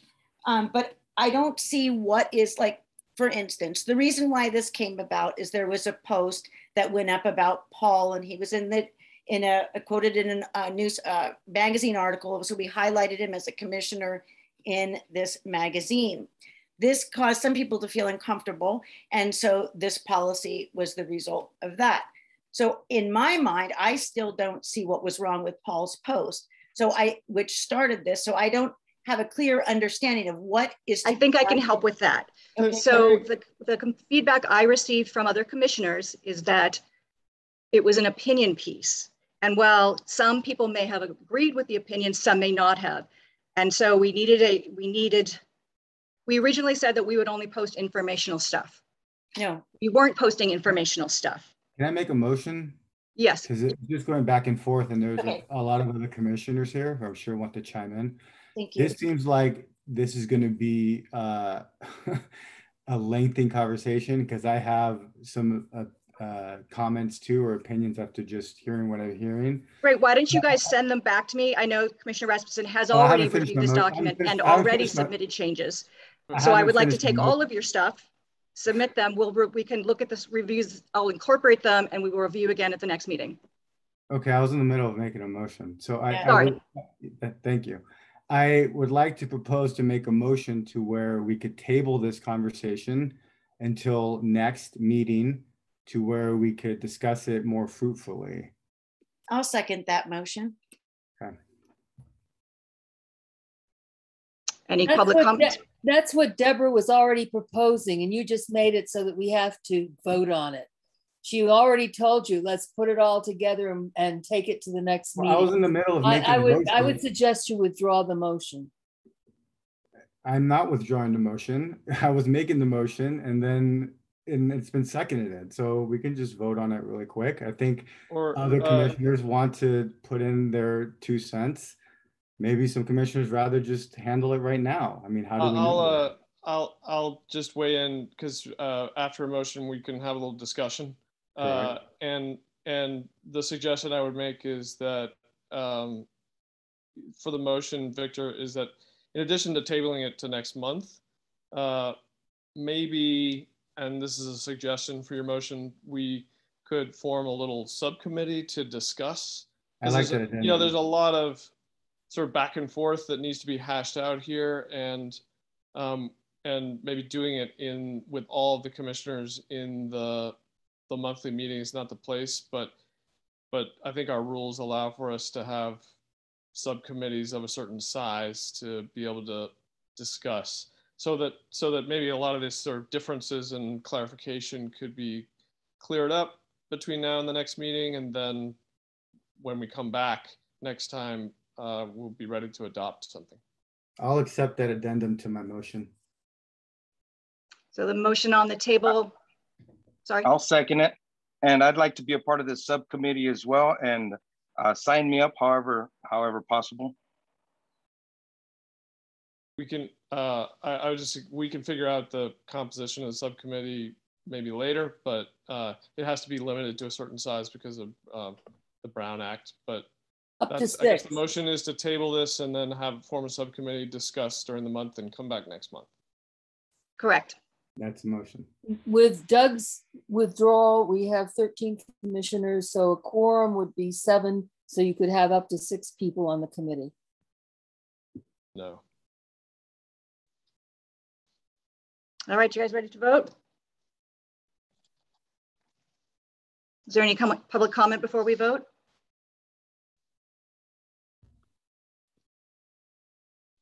All right, we'll do a roll call vote. Rebecca isn't here. Commissioner Wilson? Yes. Commissioner Bocanegra? That's affirmative. Commissioner Enriquez? Yes. Commissioner Huber-Levy? Yes. Commissioner LeBuise? Yes. Commissioner Lecce III? Aye.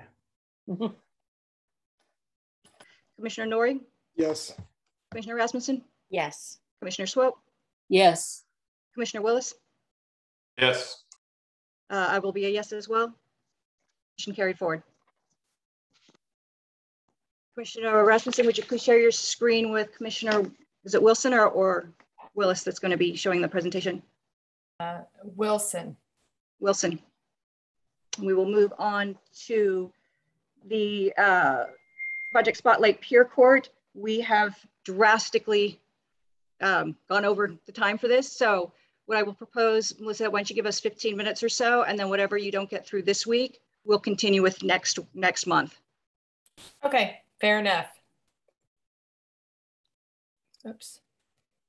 Okay, so this is, there's a lot that's been going on. So we're going to run through this really quickly. Youth Transforming Justice is the program that we have been proposing to the many stakeholders, and I have a list I'll show you.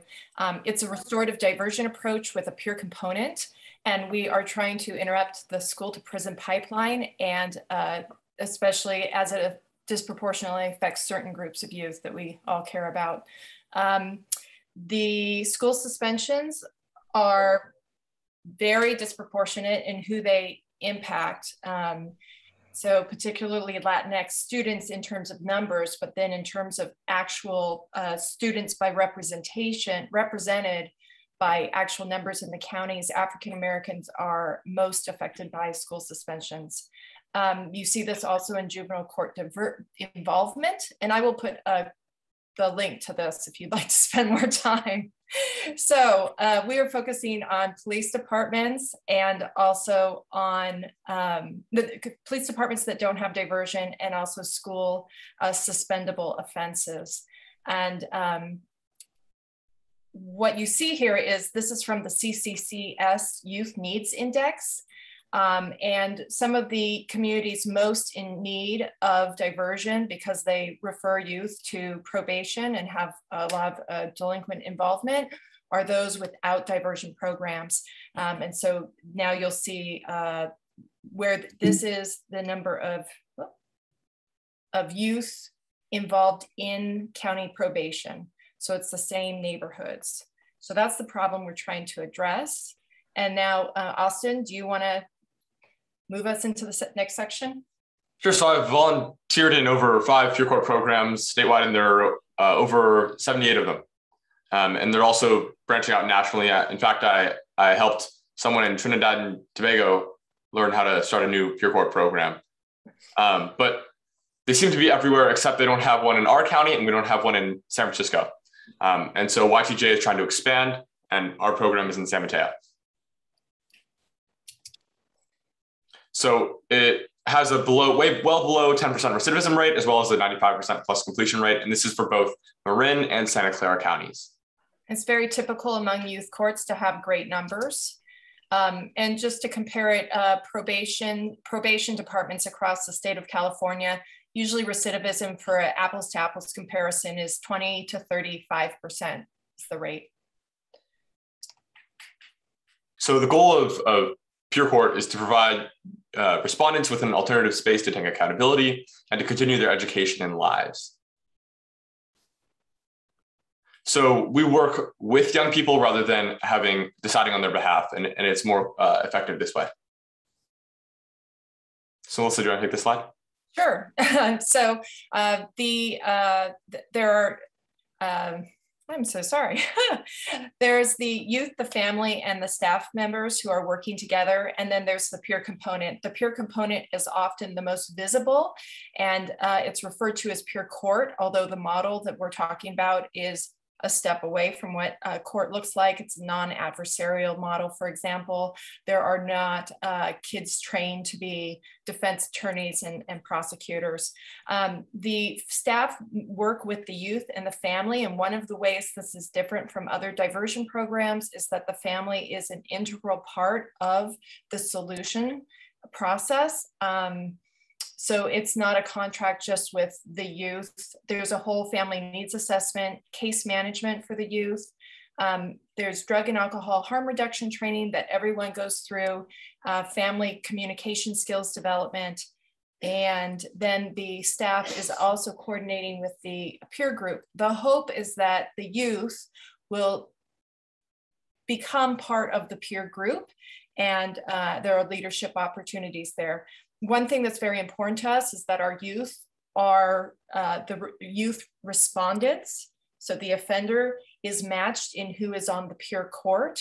And so we have written into the budget to pay youth with lived experience from those communities that are hotspots to be participants in the peer court piece of this.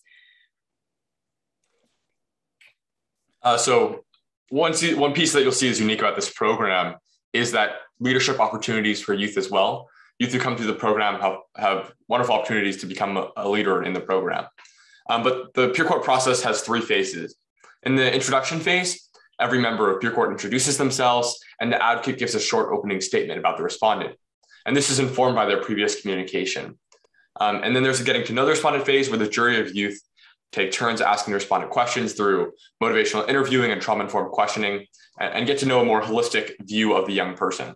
And then there's the establishing restorative plan phase, where the advocate gives a closing statement and the jury decides on the most effective restorative plan, which is informed by their previous communication. And in this way, the young person has a say in their own restorative plan. So then let's talk about restorative plans. So there are certain components that are mandatory, and those are the drug and alcohol harm reduction training for every young person, a number of community engagement hours, and then Pure Court service. So coming back and serving on the peer team or the jury a number of times. So that brings them back in the program. And oftentimes I've seen young people serve of their own volition after those number of times if they really enjoy the program.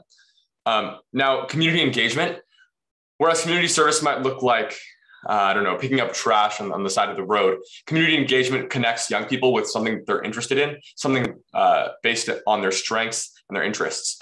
So a young person who came through the program really enjoyed art. So we connected them to a public art project. And that's an example.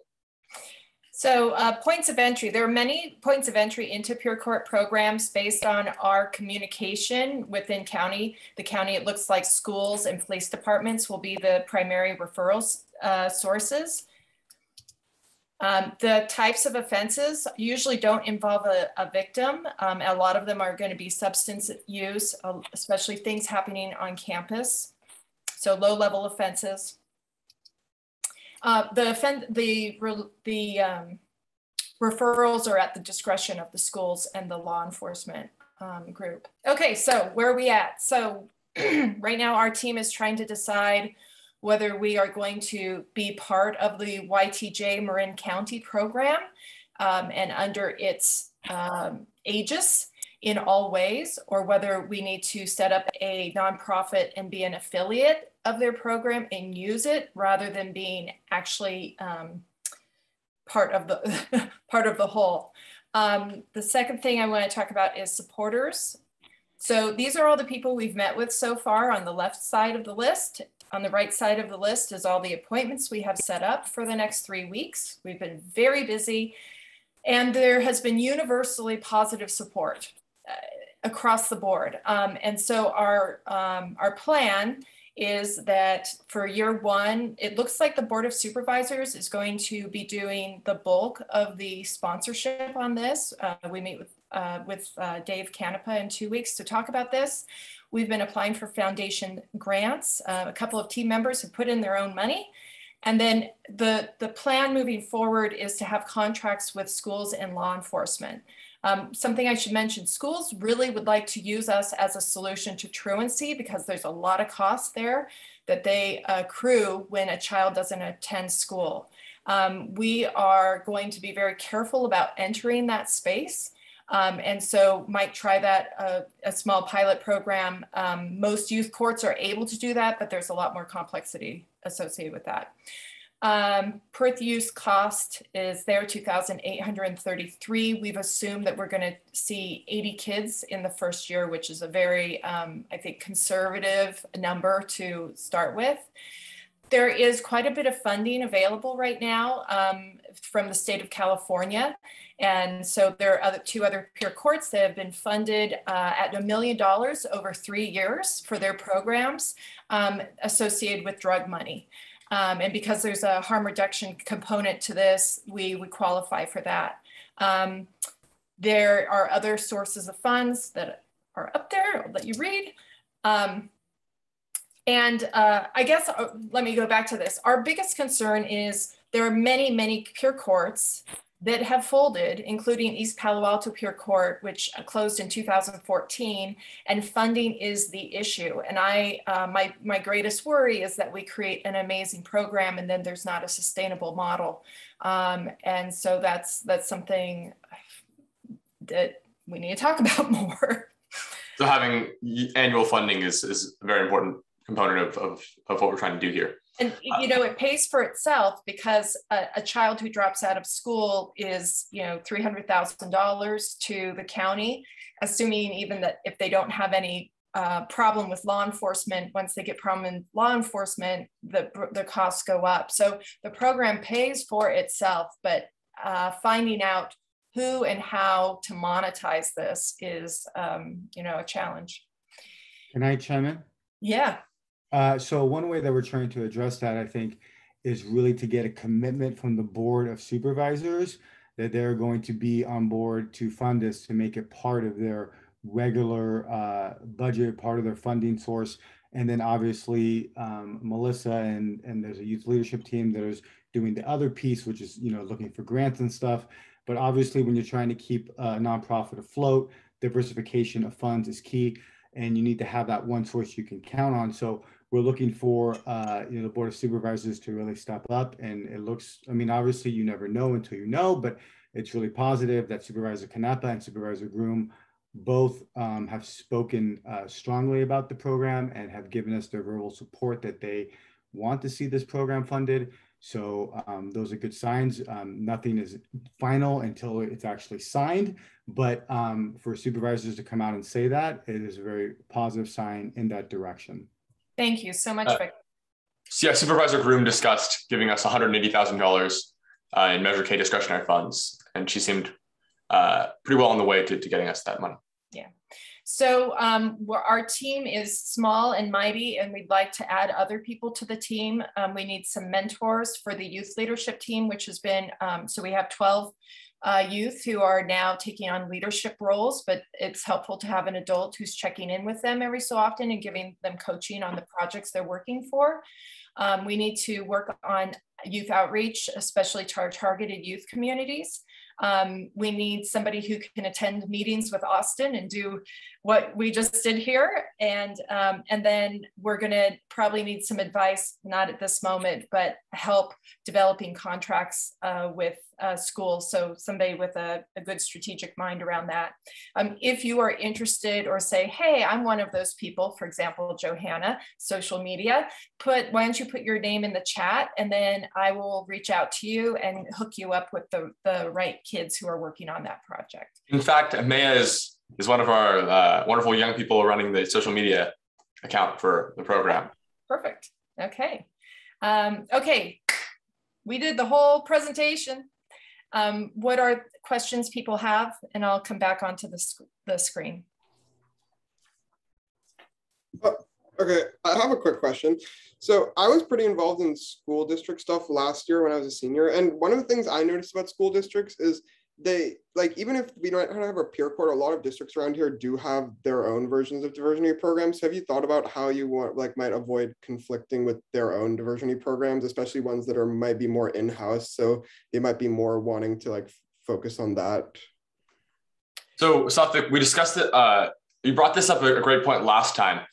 I went and looked and discussed with different individuals in the education system. And I hadn't heard of that many schools who have significant restorative justice programs in-house. Do you know of any that are currently running? Well, I mean, maybe not formal programs. I was thinking is almost every school has some sort of diversion. They're not suspending people right now for truancy. That is not a thing, right? They have their own social staff who reach out to people. So I was just wondering what if you have any plan to avoid conflicting with some of those type of programs. As far as we understand, and we've talked to school districts and we've been a part of meetings, there isn't a community component that is supporting schools. So it's not that this would replace or is a repeat of what's happening. This is another piece of a whole strategy. And when we're talking to schools, that's how they're seeing it. So they still would be having all of it's important that they be doing restorative practices on campus. But when you're at the point where you are going to suspend a child or call an SRO for the child to be arrested, that's where we hope to be able to be a second line of defense after the school administrator has done their thing and before the SRO is called. And within the school system, we're working with Bettina Graff. She's volunteering for our program. She was the former restorative justice practices coordinator and the facilitator and trainer for the Office of Education. And so she's a little more familiar with how it's working within the school system, and she's helping us expand in that regard. Can I chime in too? So Safik, to your point, and it's a good one, because we actually talked about this too in regards to some programs in San Mateo County that already do diversion programs in regards to law enforcement. And so we are not looking to take over those areas where they have great diversion programs. We're looking to fill needs where there are youth in our county who are not receiving the same sort of services that they are. So, I mean, we'll evaluate this on a case-by-case basis. If a school is doing a great diversion program and there's not a need for us, then we're not going to be like, hey, you got to send us people now to peer court. We're not going to do that. What we're saying is that there are schools where it's not there or it's limited and could benefit from peer court services. One of the statistics that we used in this letter of support that we're hoping the supervisor actually signs and actually has mentioned that he is interested in possibly having it author it. So mainly that it's from his own voice. Now, we don't know where that's at yet, but that's really encouraging when that happens. I can tell you, working in a congressional office, we had lots of letters of support signed. There were very few where Congresswoman Zoe Lufgren said, actually, I want to be the person sending this letter out. So it's pretty huge that Supervisor Canepa is thinking of taking that step. But the point is that you know, we aren't trying to like take over those programs, and it's on a case-by-case basis. So if that specific school is doing a great job, you know, great, but we want to address the needs of those youth who are not receiving those diversionary services. The So school we'll evaluate it. And the San Mateo County of Education has come out in support of this. So that's a pretty big endorsement that they feel that, you know, county-wide, that there's a need for it. Thank you for adding that, Victor. In talking to people who are doing diversion programs, they may well be ones who would want to refer some of their youth to this program. I think that it offers something that is an umbrella, but it fills a need that isn't covered in a lot of the county. So I don't think there's going to be a problem with competition. I think there's going to be cooperation. Before we move on with more discussion, Melissa, could you stop the screen share so we can see everybody? Oh, I'm sorry. I paused it rather than stopped it. I'd like to say that I believe that this is an awesome program, one more alternative. And I don't believe that there's a such thing as conflicting programs, right? This is the problem right here. I have my own 501c3. This is what I do for a living. There is always an attempt to segregate restorative justice, right? Because of conflicts or competitions amongst grassroots organizations all doing the same work. Listen, this is what we want to do. You go out there, you conflict with them. Those who provide the best model, the kids will gravitate toward. We do not want to segregate restorative justice. This is something that we want to broaden. And I believe competition should not be a factor when we are thinking about providing such a valuable resource and service to our youth. This is something worth investing in. And I hope that me speaking on this will encourage others to release that feeling of competition and really begin to blanket these cages with alternatives. That I believe this is a very good program, and I support it 100%.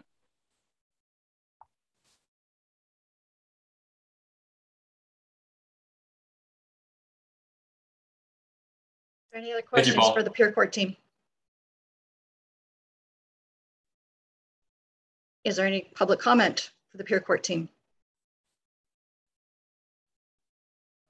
Well, we have just a few minutes left and probably half an hour's worth of material to get through for items 9 and 10. Monroe has generously offered to move the Alameda County Juvenile Facility Tour to next month. I believe he sent out some information as well about what they've experienced and some photos. So that's great. Thank you, Monroe, and we'll let you dive deeper into that next time. Are there any updates that people want to make sure we get across? Otherwise, I can collect them from you in writing and then circulate it. Is there anything anybody really feels like they need to get off their chest? Monroe, I'd love it if you would be able to share Alameda. Yeah, I can waive what I have coming up. I'm on the agenda twice. I'll give my time to Monroe. I think that was important. Me too. You're up, Monroe. Okay. I'm happy to talk about it. I just didn't think it was urgent, or necessarily. But if people are willing to give the time and we have 5 minutes, then I'll jump in. So 6 of us, I believe it was 6, visited the Alameda County Juvenile Hall in the East Bay. It was just a couple of weeks ago. After speaking with an elected official in the county who recommended it, Melissa helped us coordinate this since she's the liaison to the Alameda JJDPC. And we spent 2 hours there. The superintendent gave us a tour, and we had a chance to sit in a conference room and ask questions and talk with him as well. There are longer notes and some pictures. None of the pictures have anything revealing about any of the youth that are there. We were careful about that. So you can refer to that. I sent it around by email. But I guess some high level impressions that I'll give in just a couple of minutes, and then others can chime in.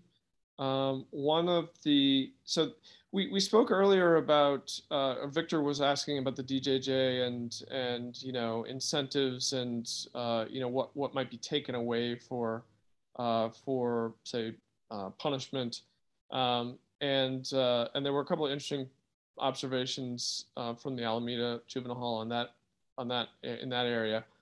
One is that they have an attractive incentives program. They have tablets that are available with some preloaded websites and entertainment that are available to youth at any time as an incentive. So, you know, it's basically something fun and that they really like, that does have some restrictions in terms of what they can, you know, that they can't just be surfing the internet, for example. But that's something that could be taken away, you know, for poor behavior.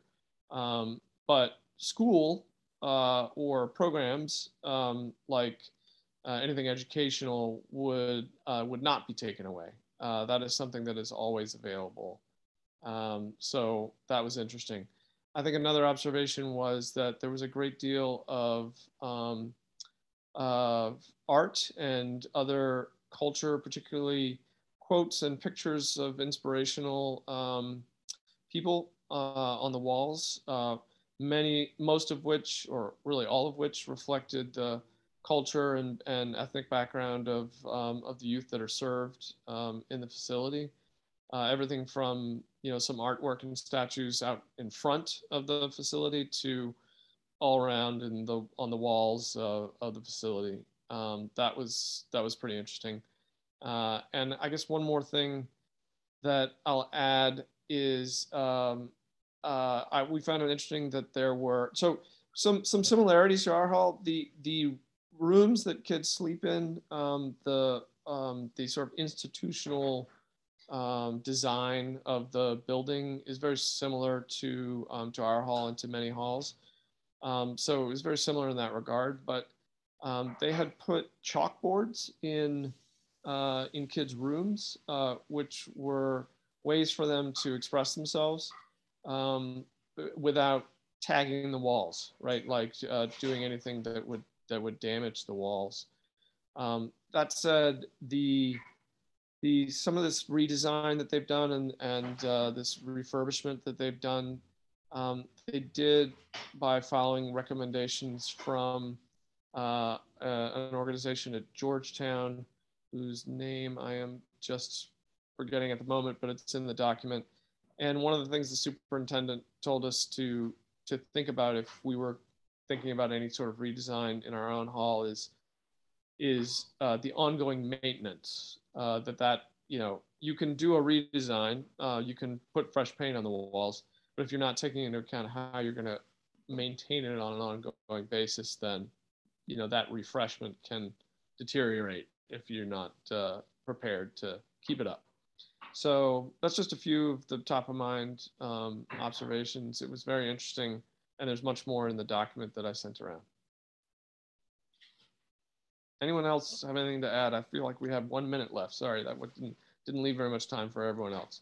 If we have 1 minute, I just wanted to note the furniture. The furniture was, I sat on it, it was comfortable, it was cozy. You could watch a movie, you could relax in it. It was a big difference. Yeah. Are you talking about the visiting hall, or are you talking about all over the facility, Johanna? In the visiting hall, there's pictures of it in the document. Yeah. I would just really recommend to everybody to make sure you take a look at the pictures. It was a remarkable experience. And our facility has a lot going for it, but they've done a lot with a pretty junky looking facility, if I can say. Are you saying that Alameda was junky? It's just not as beautiful as Youth Service Center, but they've done a lot with what they have by having real art on the walls in beautiful frames, and all the programming that they're offering, and the chalkboards in the room. I mean, just that is such a wonderful message, I think, for youth, that there's a place for self-expression that can still be constructive. It's great. I got a quick reminder of Pelican Bay Shoe when I entered their service, and the barbed wire really reinforced that there. So yeah, the long hallways are exactly what Pelican Bay Shoe looks like. Yeah. Walking those hallways in chains with one officer on each side. That was the only thing missing. And thank you, Melissa, for checking in on me. I wasn't triggered, but when I realized why I wasn't triggered is because it was a very comfortable place to be at, sadly. So I just wanted to state that. And I think we're out of time. So maybe if we want to talk about it more in the future, or people have questions for us, please reach out. Why don't we do this? I will just adjourn the meeting, and those who would like to stay on and discuss can do that.